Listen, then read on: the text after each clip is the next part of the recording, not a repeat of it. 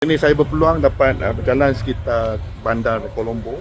Kawasan ni sibuk dengan aktiviti perniagaan. Kalau kita lihat di sini banyak peniaga-peniaga di tepi jalan sedang menjalankan aktiviti perniagaan mereka. Ini sangat sibuk bandar Colombo dengan aktiviti perniagaan. Di sini banyak jual tumbler kat sini. Okay, boleh beli nanti tumbler kat sini. Barang-barang DIY.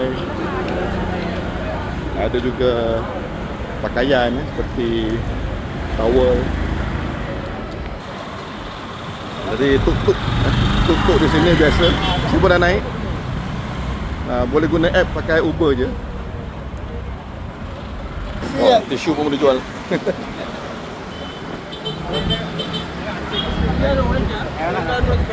Ya, sangat sibuk dengan aktiviti jual beli.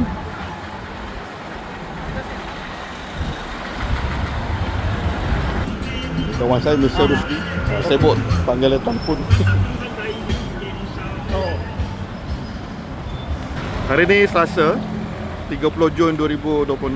Semalam Isnin cuti umum di Sri Lanka. Jadi hari ni bermulanya aktiviti harian masyarakat Colombo seperti biasa hari ni. Wow, cantik kubah tu. Jadi taksi tuk-tuk ni kenderaan sangat utama ataupun pengangkutan yang penting bagi masyarakat di sini. Cuaca Sri Lanka ataupun Colombo ni macam Malaysia sebab dia pun negara beriklim khatulistiwa. Jadi hawa dia macam di Malaysia. Kalau kita jalan di Malaysia dengan suhu 30-32 darjah Celsius, so saya pun merasa benda sama. Penuh di sana sini ramai orang. Wow, besar ni mangga dia. Manggis pun ada. Manggis pun ada kat sini. Jadi oleh kerana dia iklim khatulistiwa, jadi di sini ada durian. Cuma sini versi durian dia ada dua jenis saja. Durian kampung atau durian kahwin. Ada rambutan. Semalam saya pergi Malaysia Food Festival di Sheraton.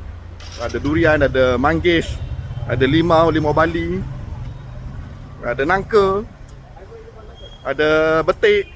Jadi macam mana buah-buahan di Malaysia, di sini pun ada. Cuma durian tak boleh lawan lah durian kita. Macam kita ada blackthorn, ada musang king, ada kunyit, ada udang merah. Di sini tak ada.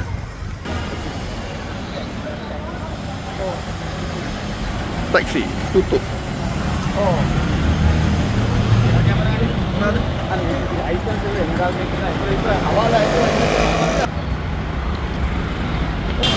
Okay, kita tengok buah-buahan di sini. Di sini famous delima. Ni dia punya mangga dia. Mesti manis ni. Ni what the kind of apa ini? Amla. Oh, amla. Ada manggis. Wow. Rambutan, mangosteen ya. Okey, kami dah sampai masjid, very famous masjid kat sini. Masjid ni nama dia Red Masjid. Masjid merah. Red Mosque. Masjid yang sangat terkenal di kota Colombo.